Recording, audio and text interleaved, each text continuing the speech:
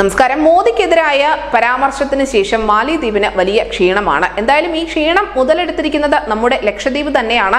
ലക്ഷദ്വീപിന്റെ സാധ്യതകൾ ഭാവിയിൽ വർദ്ധിക്കുമെന്നതിനെ കുറിച്ചുള്ള പല റിപ്പോർട്ടുകളും ഇതിനോടുള്ളിൽ തന്നെ പുറത്തു വന്നിട്ടുണ്ട്.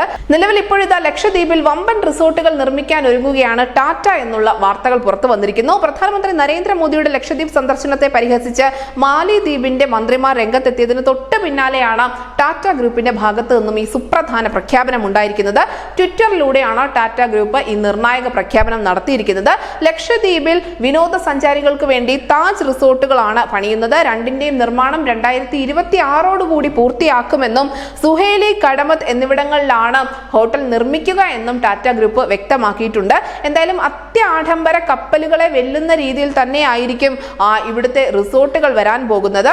ഈ രണ്ട് അത്യാഡംബര ഹോട്ടലുകൾ ദ്വീപിൽ വരുന്നതോടുകൂടി അവിടുത്തെ വിനോദസഞ്ചാര മേഖലയുടെ മുഖച്ഛായ തന്നെ മാറുമെന്ന കാര്യത്തിൽ യാതൊരു തർക്കവുമില്ല.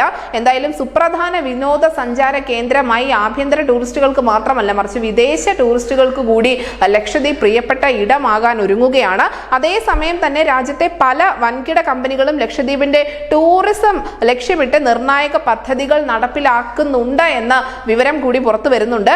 ഇതോടുകൂടി മാലിദ്വീപിന്റെ ടൂറിസത്തോട് ടാറ്റ ഗ്രൂപ്പ് ഇപ്പോൾ ബൈ പറഞ്ഞിരിക്കുകയാണ്. തീർച്ചയായും ടാറ്റ ഗ്രൂപ്പ് ലക്ഷദ്വീപിൽ എത്തുകയാണെങ്കിൽ അതിന് പിന്നാലെ മറ്റ് പല വമ്പൻ ബിസിനസ് ഗ്രൂപ്പുകളും ലക്ഷദ്വീപിലേക്ക് എത്തുമെന്ന കാര്യത്തിൽ തർക്കമൊന്നുമില്ല. അങ്ങനെ ലക്ഷദ്വീപിന് അപ്രതീക്ഷിതമായ ഒരു ജാക്ക്പോട്ടായി മാറിയിരിക്കുകയാണ് ഈ മാലിദ്വീപ് വിവാദം. ന്യൂസ് ഡെസ്ക് ന്യൂസിന്റെ മലയാളം.